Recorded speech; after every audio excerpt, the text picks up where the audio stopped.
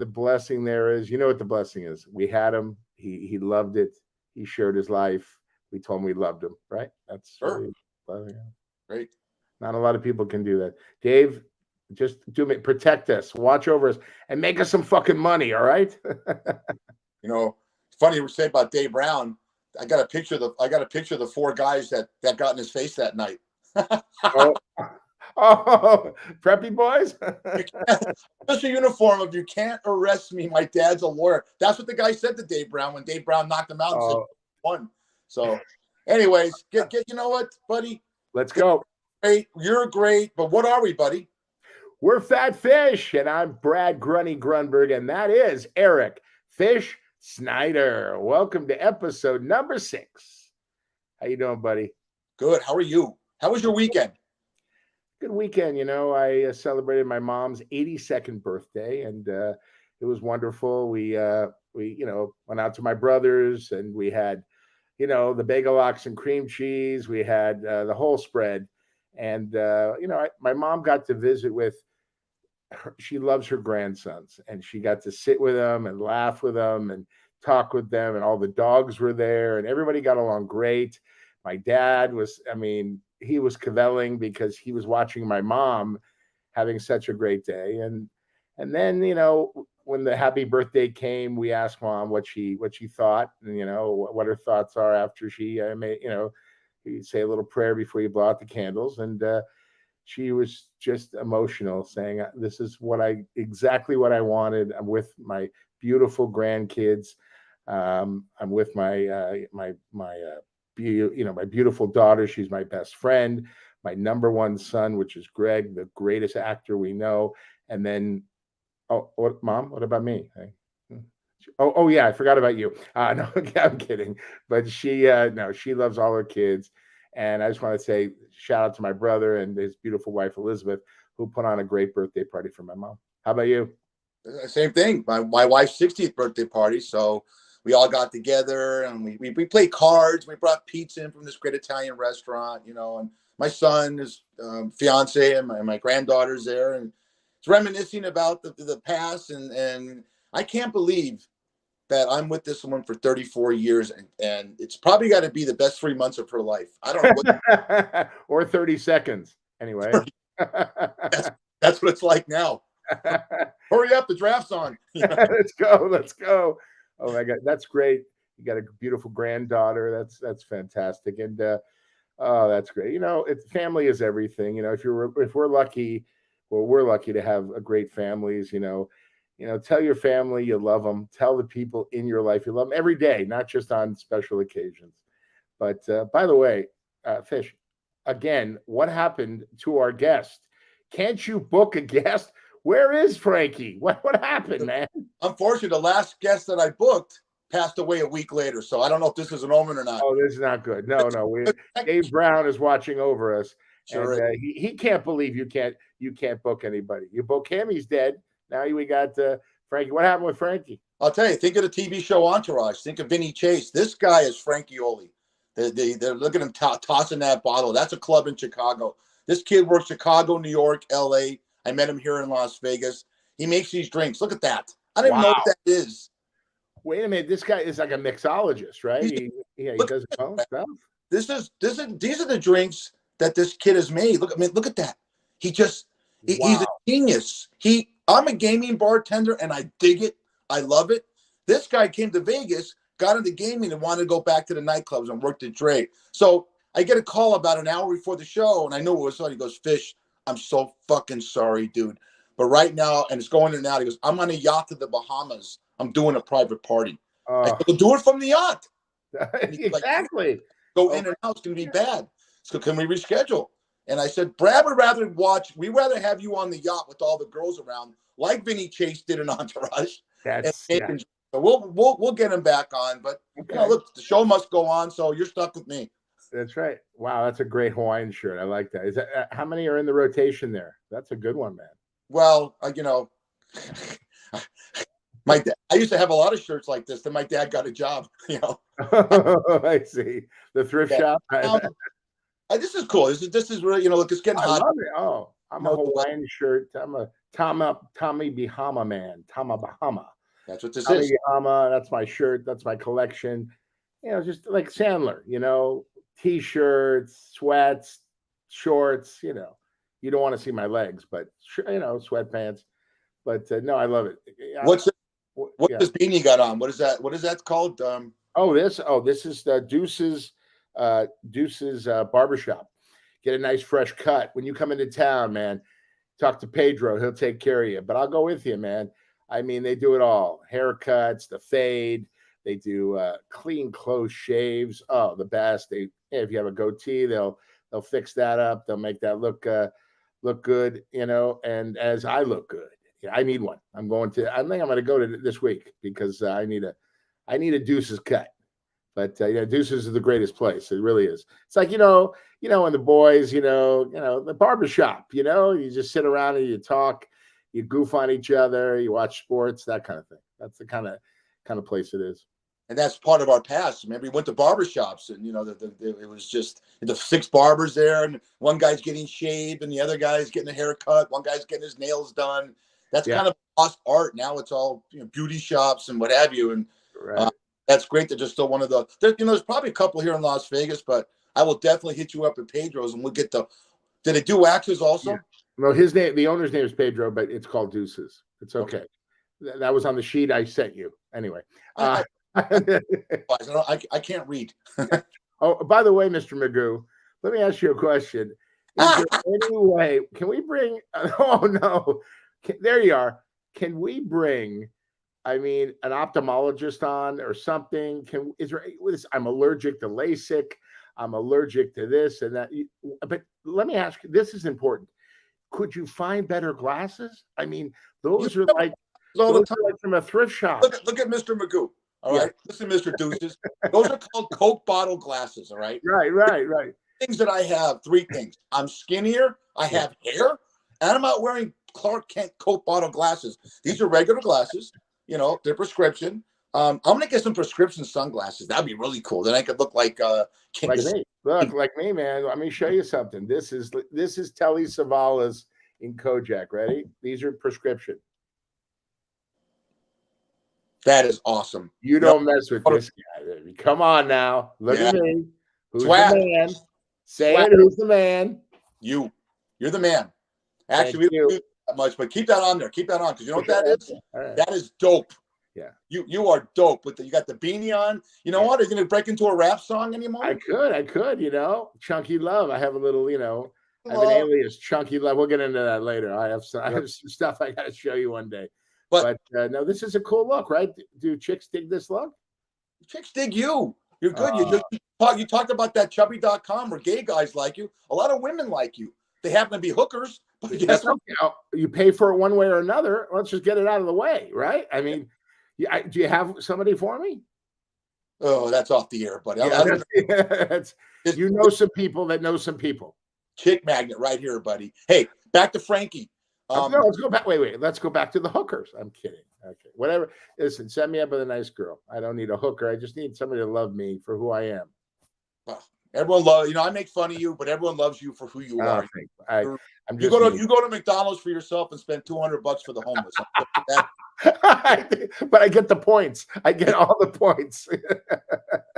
Everything on your Southwest credit cards for points. Hey, Southwest, official sponsor of Fat Fish, hopefully, for that plug. Listen.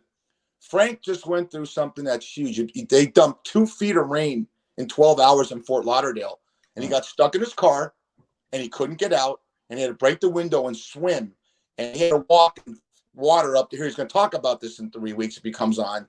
And I started thinking about near-death experiences. I don't want to get Debbie Downer here on our show, but I think everyone's had it, and I know you've had a couple. For just for you being as jocular as you are and happy, you've had some crap and shit happen in your life. You go first because you told me a couple, in rehearsal, said, shit, talk about this on the show. First, what the fuck does jocular mean? Anyway. It means your little question. I can't read, but I have verbiage, unlike you. You are, buddy, I wish I was sitting right next to you in college. I would have got through in 3. Oh my God. Okay, so I've had a couple. First, when I was 11 years old, I was at camp in the valley here on Shoup, And me and my friend Danny Saba, what they did was they brought us to a place for arts and crafts, and then they took us to the park for sports. So I don't know why, but they parked the station wagon across the street, and we were all holding hands and with the counselor. And all of a sudden, he looks left, and he goes, "All right, guys, you can go." And he never looked right. We wanted the front seat of the car. I don't know why. When you're 11, you want to sit in the front seat, and we were like arguing. I'm going to get the front seat. You're going to get the front seat. And we were just looking at our counselor, and he says, "Go." We tear off. A lady hits us at 60 miles an hour. Oh shit. Yep. Danny, by the grace of God, he flew 150 feet and landed, broke his leg and part of his kidney. I rolled, the fat kid rolled 150 feet, and I had, sure, go ahead. I had, yeah, no, I'll tell my story. I don't need you. I don't need you. I had cartilage in my legs, and I had lots of, bumps and bruises, but we were alive. And recently, last year, we went back to the scene, and we just had lunch and celebrated that we didn't die, And then the second one was that was at the Sand and Sea Club in the Valley. No, in Santa Monica, excuse me, Sand and Sea Club near the beach. Sure. I first stepped on a bee, and I never knew that I was walking with my prom date. God bless her, rest her soul, Marlene Gamer. And I stepped on a bee, and my throat started to close. And it was, I mean, I thought I didn't know what to do. I didn't know I was allergic to bee stings. And then Greg Lawrence, this amazing guy at the Sand and Sea Club, goes, "Here, take these." I go, "But I can't breathe." He goes, "Just take these. It's Benadryl. It'll open your throat." I'm sitting there. I put it in. All of a sudden, my throat opens. This guy saved my life. Good. The third one was at Sand and Sea too. The Jewish beach club.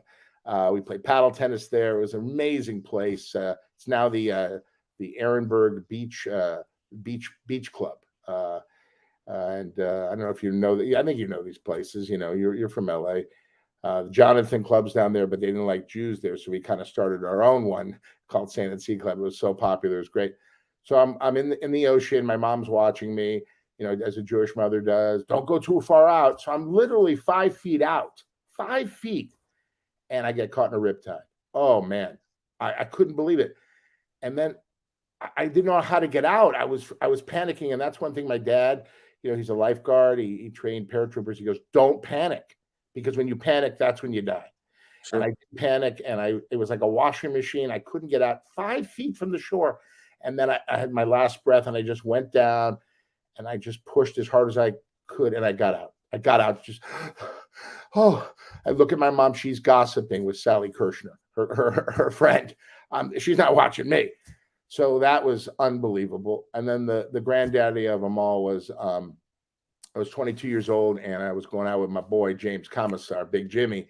And I went to Bank of America in Beverly Hills. And, the ATM at this location was an open parking lot. It was 9:00 on a Friday night, a lot of people around. And there was a guy in front of me. He leaves.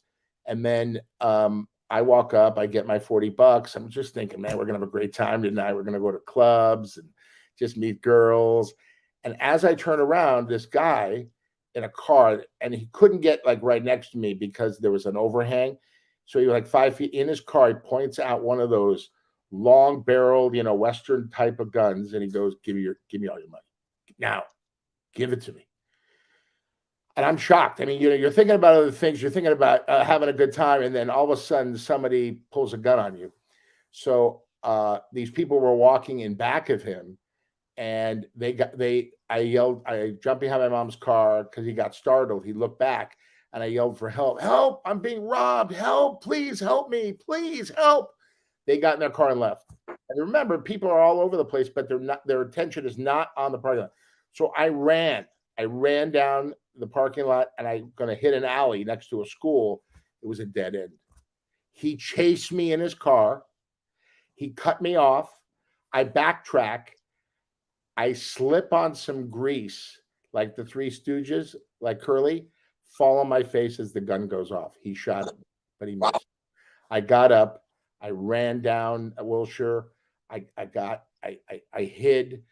I came back 20 minutes later. I was yelling in in the bank, there was a lady cleaning. She didn't speak English.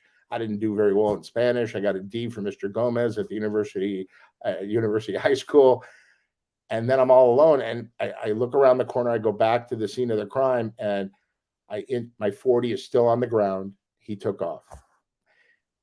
If I didn't slip, well, the reason I lived was to do this great podcast. Thanks. But no, I mean, yeah. What was you saying? I wish you didn't slip. Wow, you got it. Every day is a gift, Fish. I'm telling you, buddy. You know, at any given moment, especially in LA, it's so dangerous now. You've got to be vigilant. And it was one of the scariest things in my life. But I became very more spiritual after that, because there's a reason. That's 4 times I could have died, but I'm still sitting and I'm still standing. So, you want to hear mine? No. Anyway, what's our next subject? I'm kidding. Of course. I have 2.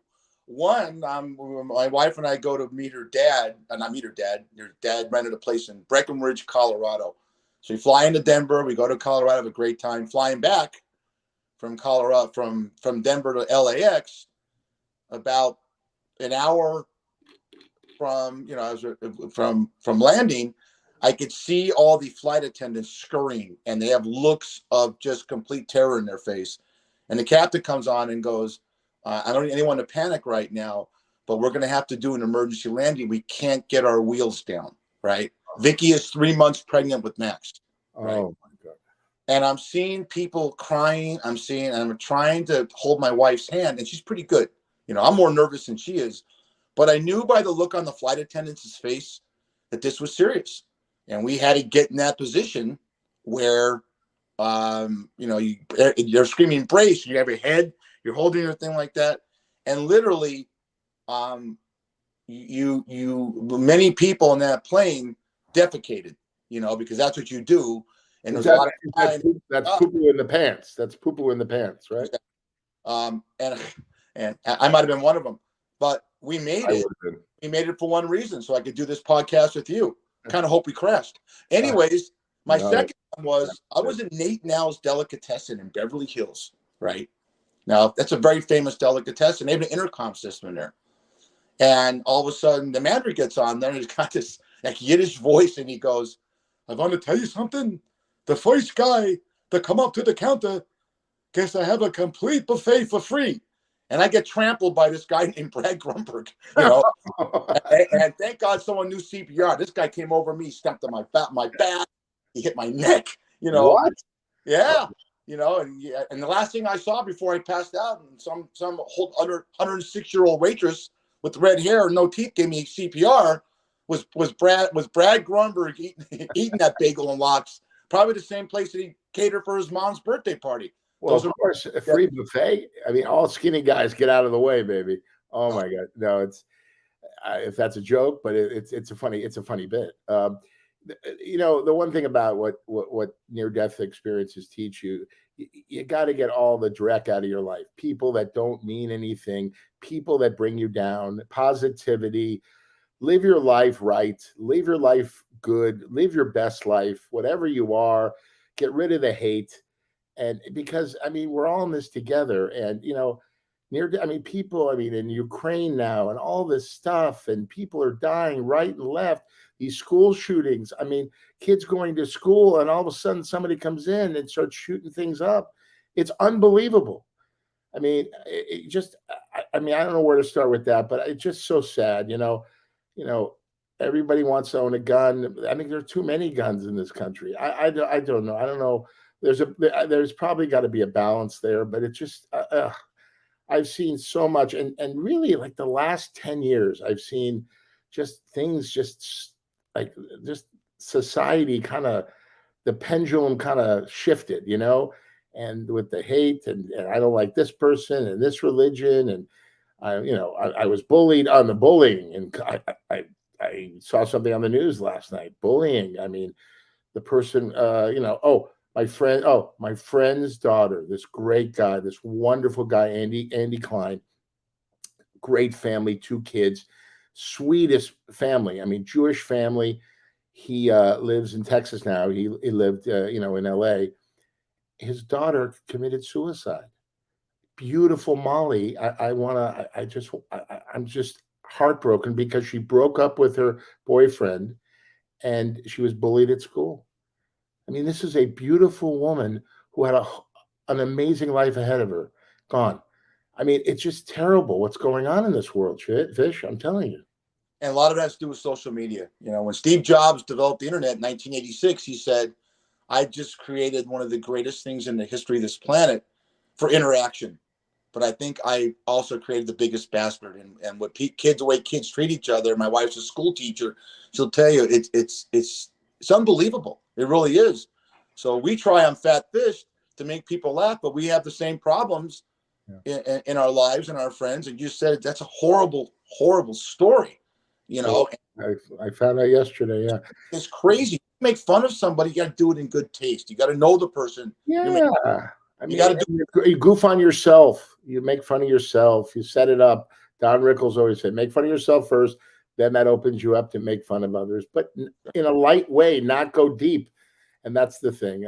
I know that about comedy. I've been doing it a long time, and I try to, touch people's lives with my comedy. But I'll tell you something. All this stuff is just crazy. Yeah.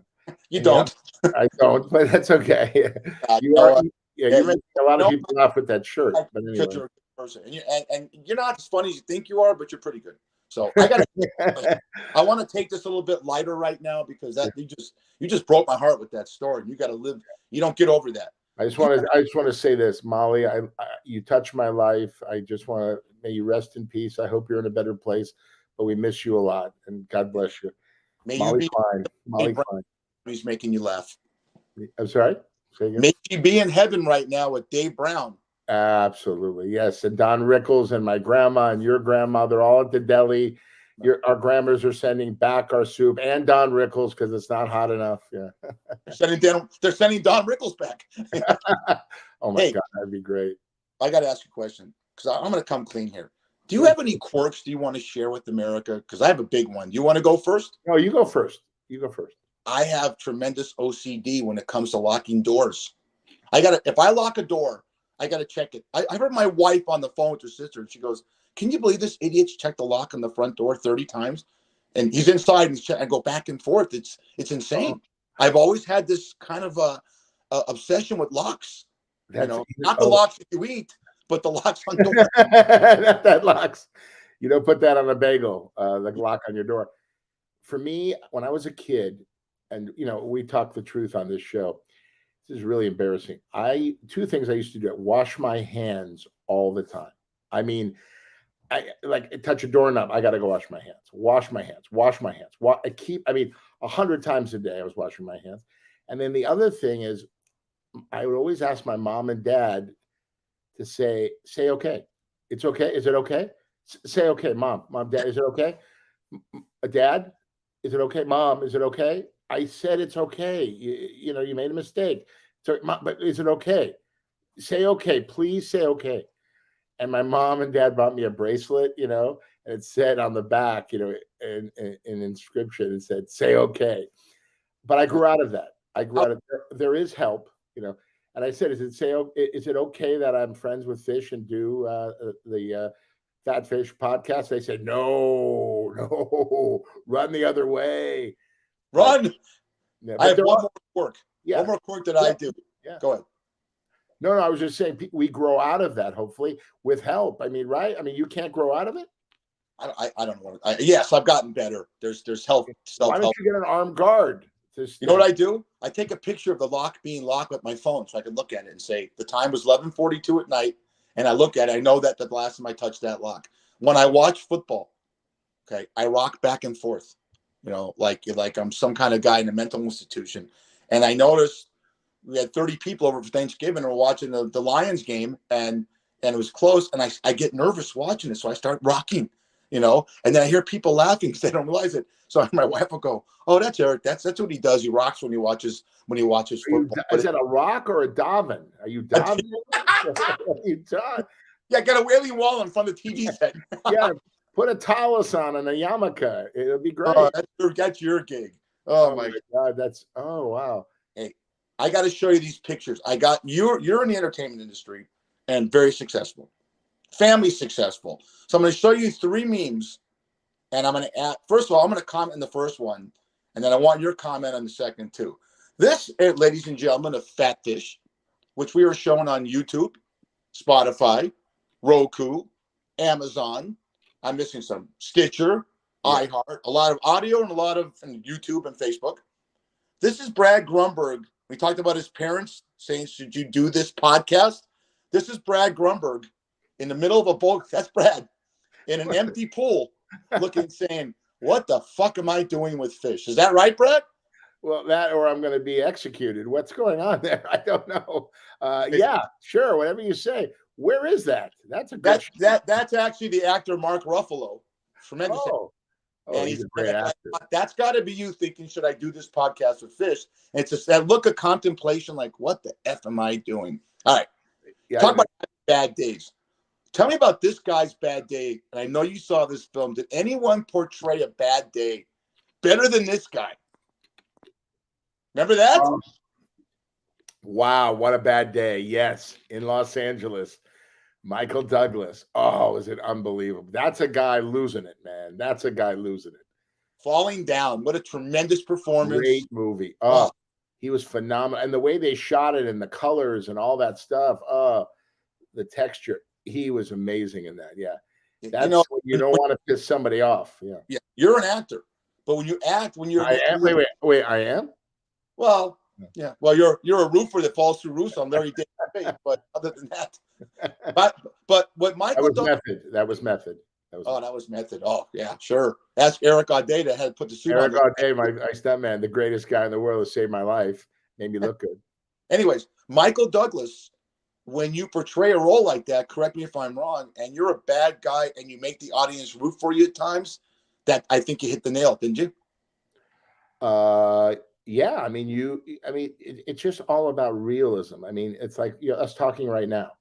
That's what acting is. It's not like when you go over the top, and that's when you go, this actress or this actor, it's just too much. The dialogue has to be smooth as you're having a conversation with somebody, or in that case, Michael Douglas getting out of the car and just beating the crap out of somebody, and chasing him down with a gun or whatever. I mean, that was absolutely terrifying.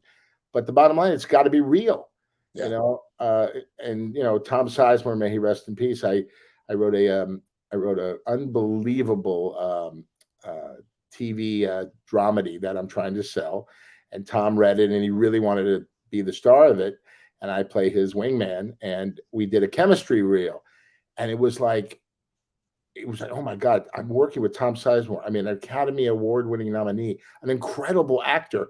And we were just doing this. I was throwing him, throwing out subjects, and we were just talking about him like two guys. And basically the scene was we were on surveillance watching a guy until he came out of his apartment. And we talk about everything, all sorts of stuff, his wife, this and that. That's real acting.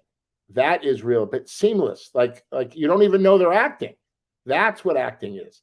And all these people go to acting classes, and I went to a few myself, but I learned on the job. I took from one. I'm blessed to have over 120 different parts I've played. Some I've played, again. But I'll tell you something. Acting is just realism. That's really what it comes down to.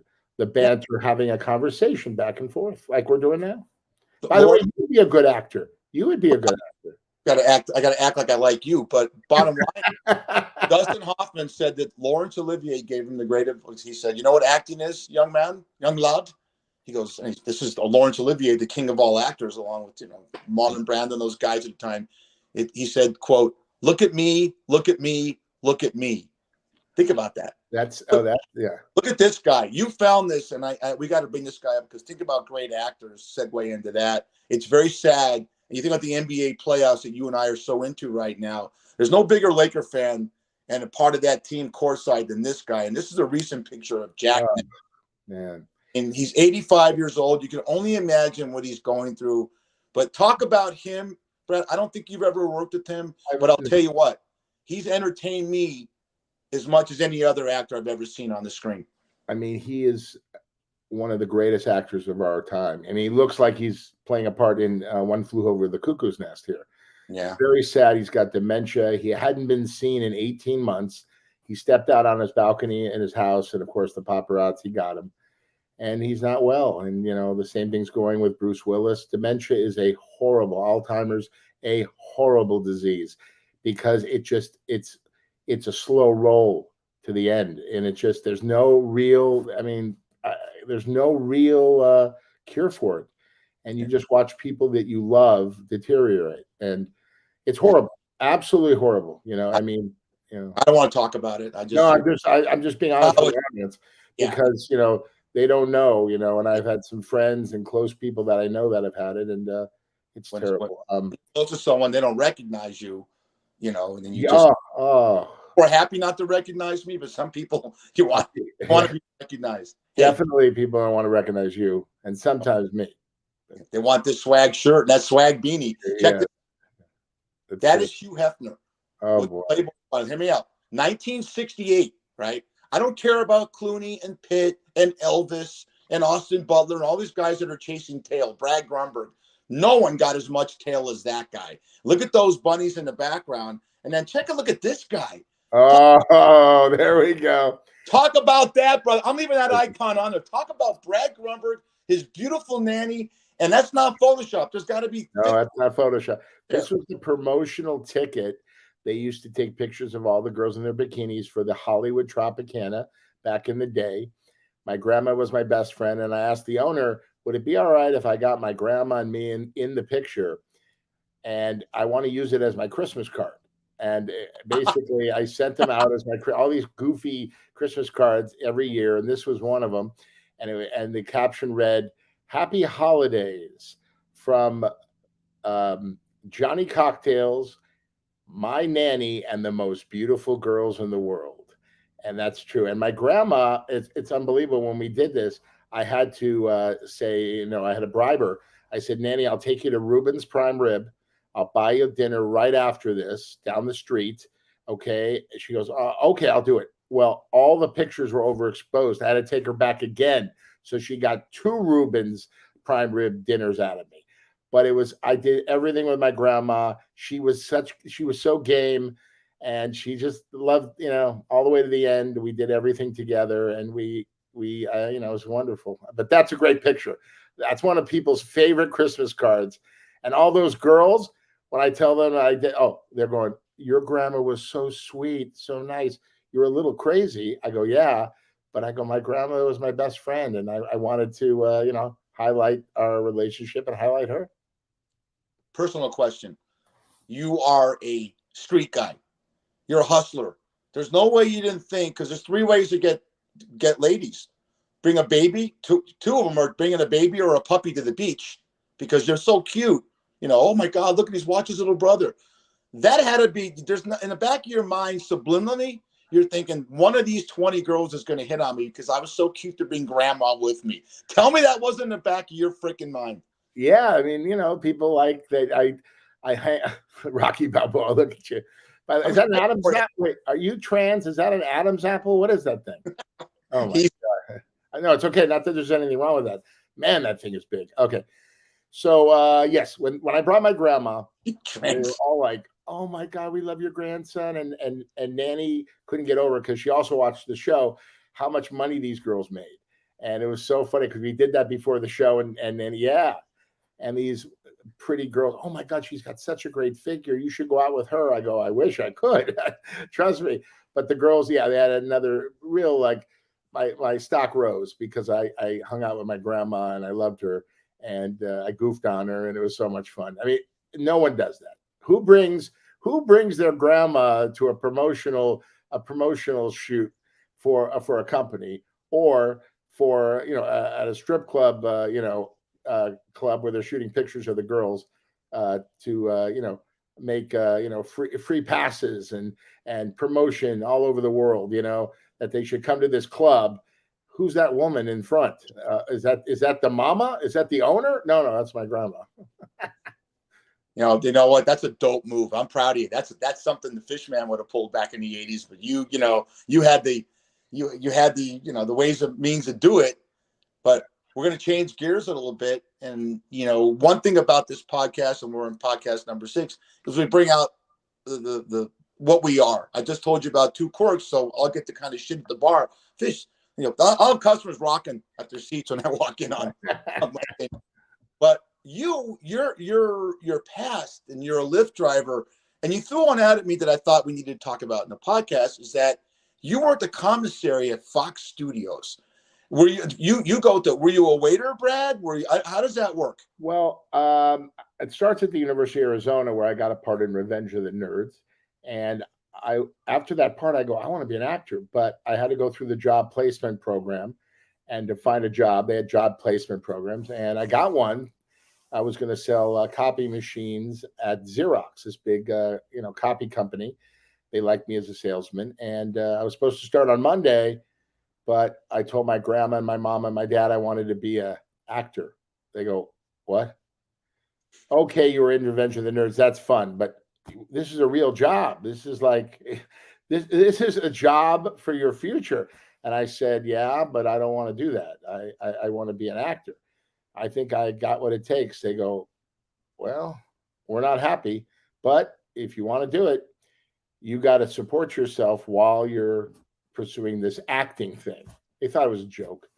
So I got jobs. I was, I worked at a country club. I was a waiter for golfers, a Braemar Country Club. I'll give them a plug. Maybe you can get a membership there, their Fish. But yeah, the sundowners, the sun uppers, you're there at 4 in the morning. Then you get them at when they come off the course, cocktails, food, all that stuff in the grill. And it was agonizing. But I always said to myself, as bad as I remember, I worked a double. I worked a party, so I was a caterer, and I worked the grill. So I was sweating, my back was hurting, and I was just going, oh God, please. He goes, you stay the game. This is what you need to do to make your dreams come true. I stayed to the end. But then my mom said, you got to get another job. Your dad's not happy. I said, okay. So she threw me the LA Times, and it said waiters at 20th Century Fox Studios. So I went down, I filled out an application at Human Resources at 20th Century Fox, and 20th Century Fox is amazing. It's in Century City. They've done all the great movies, Die Hard. They did MASH. They did SWAT. They did all these amazing Simpsons, all amazing shows. And I called, and I never got a call back. So this was my first acting gig, Fish. I called him up and I said, hello, I got a message on my machine. And back then you didn't have voicemail. It was like a, Smith Corona answering machine, or is that a typewriter or whatever? And basically I told the lady, I got this message, but it got cut off. And, oh, my grandma's so excited. And my mom, that I got a job. Oh, I'm sorry. I have to patch you through to Joan Diet. She handles all the hiring for the commissary. And by the way, the commissary is the restaurant where all the people who work on the lot, executives, movie stars, agents, there's 2 parts of it. One is the cafeteria side where you go. And then there's the sit down gourmet side where waiters come up to you and order. It's basically a big place on a lot where people can eat. It's very important to feed people. And they get away from the sound stages, and they come and they talk to their agents and they talk to people. So I talked to Joan, and I told her the same story. Oh, I got an answering machine. It was broken, and my grandma were all excited. And Joan goes, well, what's your name? I go, oh, Brad Grunberg. Well, I don't have your name on the list. I go, oh, Joan, I knew this was going to happen. I feel bad. Sorry I wasted your time. I thought this was it. She goes, wow, I kind of feel bad. Why don't you come in and meet me? All the positions are filled. This is weird. We would have called you. So I meet her. Totally charmer. She goes, go to the commissary. There's 1 spot open. I go to the commissary. I meet everybody. Of course, it's so funny. Frank Castillo was the maitre d'. I walk in. He was the great. Goes, oh, great. How's this fucking guy gonna in the room with all the other waiters? Goes, how's this fucking guy to wait tables? He's 300 pounds. Oh my God. I go, yes. And he was, and honestly, he was very, very short. Okay, kind of like your buddy. It was like we're talking earlier about the boom boom. It was like I got this guy. But it was great because he made fun of me right when I walked in, and I stayed there 4 years. I met every star in the world. I waited on them, and I'm telling you, Fish, good people treat good people well. These stars who think they have entitlement, they think that they're. I can tell you a couple stories. Okay, want to start with the bad, or you want to start with the good? You've already talked for 7 minutes, so let me see if we can get him before the Well, podcast. I have 3 more minutes. No, yeah, I always want to go. Well, I'm going to tell you the story. Okay, so the bad is interesting. Okay, the bad is that first I'm going to tell you bad, then I'm going to tell you good. Kevin Kline, a great actor. He walks in with Steve Martin. They're doing the Grand Canyon. Remember that movie? Sure. And he sits in my section and he sits down and I'm like doing something. And all of a sudden I see him across the room snapping like this. Oh, no. That's it. Like this. Come on, let's go. Let's go. Well, I don't even do that to my dog. And I go up to him and I go, would you like to order? And Steve Martin is like, hey, how you doing? What's your name? I go, oh, I'm Brad, blah, blah, blah. And then I go, and then I bring him soup. He had a cold. Okay. I'm going to tell like it is. He had a cold. So I went to get the soup. He goes, this is not hot enough. Send it back. Let's go. Oh boy. I take it back. I bring the soup. Totally rude. Never looked at me in the eye. Blah, blah, blah, blah, blah. Steve Martin's cracking jokes. He's just like, hey man, don't worry about him. Blah, blah, blah. He comes in the next day. Same shit. So I surmise the guy's an asshole to, waiters, busboys, bartenders who work in Las Vegas. Well, that would be you. No, I gauge people on how they treat service people, a Lyft driver, a checker at a market. These are the real people of life. You say thank you. Rupert Murdoch, I waited on. He always said please and thank you, always. And I wasn't the greatest waiter in the world. I didn't serve from the left and take from the right the plate. I would do a deli waiter from New York. Hey, here you go. I'm sweating all over you. Here's your corned beef. Here's your roast beef. All right, don't leave me alone. I got other tables. All right, fuck you. And I walk away. That's the kind of attitude I have. People love me. You know why? I treated them like they were real people. I didn't walk around on eggshells. Yeah. Is it true when the plate came into the window before you took it to the table, you would try everything? I wanted to make sure it wasn't poison. There's a corned beef sandwich and half of it's eaten. Oh, it's okay, bro. And he's got an English accent, right? There's a show that I'm producing that I'm doing that. There's a show I'm producing that's one of the bits. Oh my God, you're gonna love it. Maybe we'll get you on the set. No, I don't want you eating my food. Give me a good story. I'll give you some. Okay, one other one, real quick one was Harry Hamlin from LA Law. He used to eat with Corbin Burnson. Corbin Burnson, amazing. How you doing? What are you doing? Why are you here? Blah blah blah. I'm an actor. Oh, that's great. Tell me stories. Harry Hamlin, can I order? Yes, Mr. Hamlin, I can. Yeah. And never said thank you. Never, always looking around the room to see who's looking at him. He's a handsome guy. One of the biggest jerk offs I've ever met. Now the good. Okay, I got you. Julia Roberts, incredible. Danny DeVito, incredible. Asking me questions about myself. How's your life? How's your family? Real stuff. You want to be an actor? That's great. Have you gone to acting school? What have you done so far? Steve Martin, I go up to him. And another time he's sitting by himself and I walk up, I go, Mr. Martin, you've been so nice to me. I want to give you something. He goes, what's that? Here's a Johnny Cocktails pen. I don't know why, but I hung around, waiters need pens. So I made Johnny Cocktails pens up and it says, get drunk with laughter and like a little caricature of me. And I would, yeah, that's it. There you go. And I would give it to him and say, here's a pen. It's a really good big pen. You can use it. And he goes, let me give you something. I go, yeah. He gives me a card and it says, this certifies me that I'm handsome, debonair, funny, gorgeous, kind, all these adjectives. And he signed Steve Martin. And I kept that card. And it was so cool. And Steve Martin was just the greatest guy. And you meet these people and they're regular people like you and me. They go poo-poo and they put their pants on the same. I would never walk on eggshells around anybody because we're all the same, except Kevin Kline and Harry Hamlin, those two. But I learned a lot in the commissary, 4 years there. And the reason I really got the part is because I ingratiated myself to these casting directors, producers. And I mean, I was on NYPD Blue in the pilot. I can tell you stories. Another time, I'm going to tell you some stories about what happened on sets with some of these actors, good and bad. Real quick, was it, and this is, my ignorance about it. What did you get? Were they comped at the commissary or did you get tipped? Well, no, they usually had an account. Like Fox picked up their, or some of them paid. Some of them paid. Some of them were good. Some of them were bad tippers. Shitty tipper. People want to know. I'm going to comment. Who was a really bad? Who was 15%? Well, that's not Harry Hamlin. He didn't tip me. And then Steve Martin picked up the tab. So I got like a 40% tip there.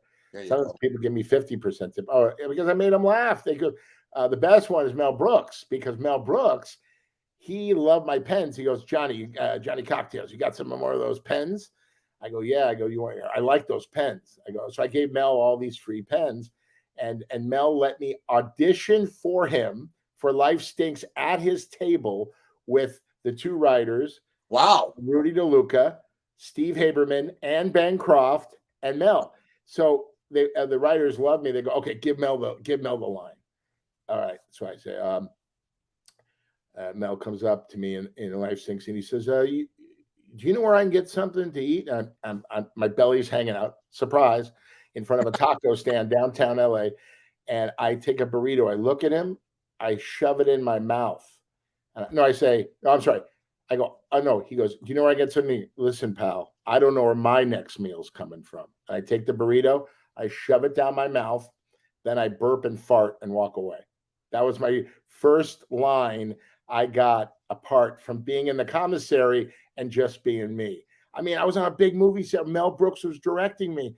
I have a scene with Mel Brooks looking him in the eye. I'm like, this is crazy.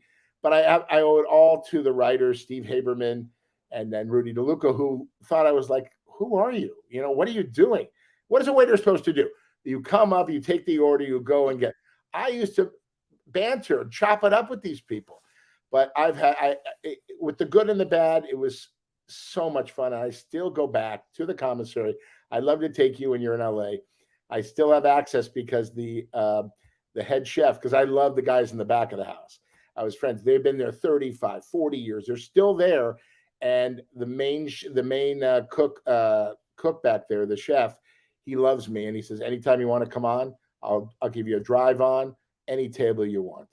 Lupe Morales, the best guy in the world. So, two things I take out of this 11-minute conversation, which is very intriguing because I'm in the service industry.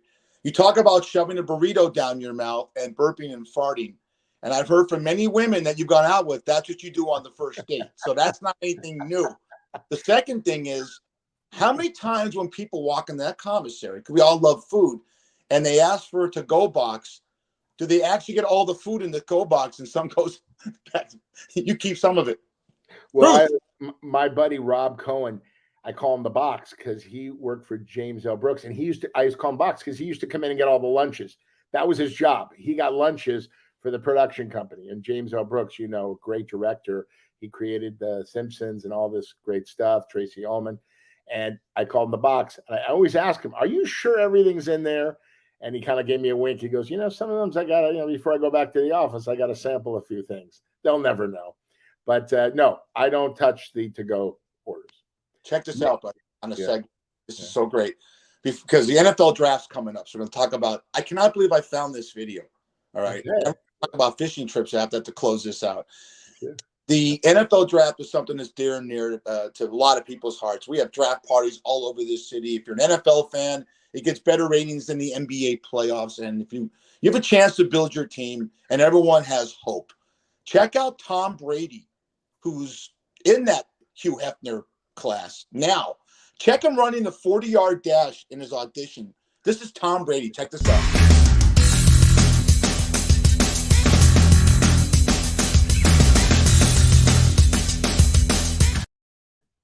how fast. Sorry about that. That's okay. How fast he did pretty well, right? He ran a 5.6 40. You ran faster at Nate Nels trying to trample me. And he had that body. You ever see guys that have bodies that they have like 5 hairs and there was no definition to his pecs. He was the most unrecognizable football player. And it just goes to show what you say. If you work hard at something, he becomes the greatest football player. Oh, and luck and timing. Well, I have to say one thing, and it brings us to our last, I think, subject today, is hanging on too long. Okay, well, I'm telling you, yeah, this is very important. I have a pet peeve about this. Tom, is the greatest quarterback of all time, right? 7 Super Bowls. He retires and then comes back. Why? Why are you doing? You're embarrassing yourself. And number 2, you could get hurt. You have a family. And by the way, when you retire and come back, the defense want to hurt you. They want to hurt you. They do. And it was just crazy because there's a guy waiting in the wings for, to take your spot. Okay, he has to wait longer because you're playing longer. What else? You're never going to win another Super Bowl. And the same thing for Aaron Rodgers. It's over. Move on. Do something else. Close a chapter. But they're addicted to the spotlight. They're addicted. I disagree. I heard your favorite sports basketball. I've heard Magic Johnson and Michael Jordan, who were tremendous businessmen, billionaires, say we never got the high that we in anything in life other than walking through that tunnel and hearing those fans. Tom Brady went to the playoffs every single year he played and threw for over 4,000 yards. The one year he got hurt, they went 11-5 with Matt Castle. He played at a high level. If you stink, like some people go back and they suck, God bless him. Willie Mays was great. I watched him play, but he really struggled at the end of his career. Tom Brady played at a high level. So if you're waiting in the wings, Baker Mayfield is now taking over for Tom Brady. That's a hard shoe to follow. I get what you're saying. I just think when is it over? An actor. If you turn 60, you can't act anymore. No, I didn't say that. It's a different. No, we're talking sports, and we're talking about getting hurt. Have you seen some of these guys? Sure. Around, the brain injuries and all that. Sure. I mean, listen, I understand your point, but I think there's a time and a place where you have to say it's over. And John Elway, he won 2 Super Bowls, and you know what he said? That's it. I'm not going for 3 because I had the greatest career in the world. Okay. On a show business note, I've been watching Saturday Night Live. Okay. Lorne Michaels. He now says he wants to go to 50 years or 48 years doing Saturday Night Live. It's unwatchable, these sketches. Yeah. Unbelievable. It's horrible. Horrible. I watched 5 weeks in a row this season. I turned it off every time. I mean, the only guy that I like is the guy who does Trump. He does Trump better than Trump. Unbelievable. I mean, his mannerisms, everything. But I mean, and sometimes I watch, Weekend Update. Those guys are good sometimes. But the bottom line is, it's over. Lauren, what are you doing? You need the money? Lauren, pull the plug. Or produce something else with some fresh new actors and a new take on it all. It's over. Belushi is rolling around in his grave. I mean, Phil Hartman is rolling around. This is ridiculous. I mean, how does NBC keep doing this? Am I right or am I wrong? You're 1,000% right. That I agree with you. Let me ask you the question before we get out of here, because you're in the industry. Are they doing it, Brad, because the ratings are still so good? Because why would NBC keep that on if the ratings stunk?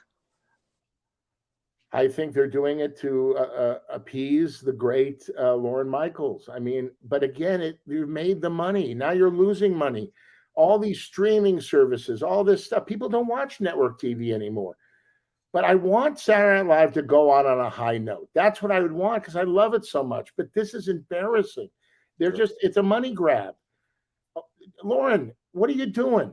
You're embarrassing yourself, Lauren. And let's do one thing. Yeah. Lorne Michaels calls up Brad Grunberg's agent and said, I want to bring you on the rotation. You're going to be, and you could save the fucking show. Trust me. I would do it in a second. I could save that show in honor of Chris Farley, who was the greatest fat guy ever on that show. Ever. Guy ever. No, he was amazing. I mean, John Candy and him are my favorites. Hey, you know what? I got an idea. Yeah. I got an idea before we get out of here. You have an idea? You're an idea man now? Instead of the weekend update, they should do the Fat Fish podcast for 7 minutes. Why not? That'd Oh, be great. You know, this we could chop it up and yeah. Jesus. This today is better than their whole season. They've done like 18 episodes so far. Sure. Unbelievable. Tavern, North Durango. I worked there. So Flamingo, good. Fort Apache, great place. Brad's been there a million times. We want to thank them for their support of the show. And then we got this guy, Johnny Cocktails Entertainment. Hopefully this show will be a member of their rotation and we'll get paid to do it. If it's going to happen, it's because of that guy, Johnny Cocktails Entertainment. Guy looks like John Hyatt, by the way. Anyways. I love Johnny. Can we get John out of the strip club with his rabbi? Is that possible? Oh, he's in a strip club, you know. When I told him Dave Brown died, he's in a strip club. You had 2 girls. This guy, he thinks he's Hefner, you know, except he's 4'11". Yeah. John, you take your rabbi to the strip club? Is that an oxymoron? What's going on there? Yeah. Crazy. Hey, next week on Fat Fish, we're going to talk about this. The NFL Network made me an icon. The fish list. Who would be your ideal NFL fishing crew? Brad and I are going to say we're going to give you 3 people that we're going to go fishing with. And then it's a week. Who do we throw off the boat? Who gets thrown off the boat? It's going to be 3 celebrities. It could be politicians. Brad goes on his fishing trip. I go on a fishing trip. And we're each going to pick either 3 of them, celebrity, politician, athlete. But who gets thrown off the boat? That's our reality show next week. All right. That sounds great. Well, number 6 is in the books. It was so good to see you. I think we're gelling here, baby. You feel it? It's like a team. You're passing to me. I pass it to you. Lob to me. Behind the back. 3-pointer. Fat Fish podcast. I just want to thank you, Mr. Fish. And I'm Brad Grunny Grunberg, and that's Eric Fish Snyder. And we'll be back next week with number 7 of Fat Fish. A lot of fun. Love you. Stay healthy. What do you always say to me? Zeigesund. Well, no, your health is your wealth. I love that. I love that moniker. So, and I just want to end by one more time saying, Molly Klein, we're going to miss you.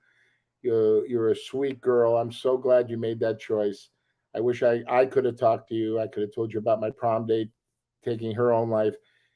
It didn't have to be this way. And I'm sending love to the family and the friends of Molly Klein. God bless you.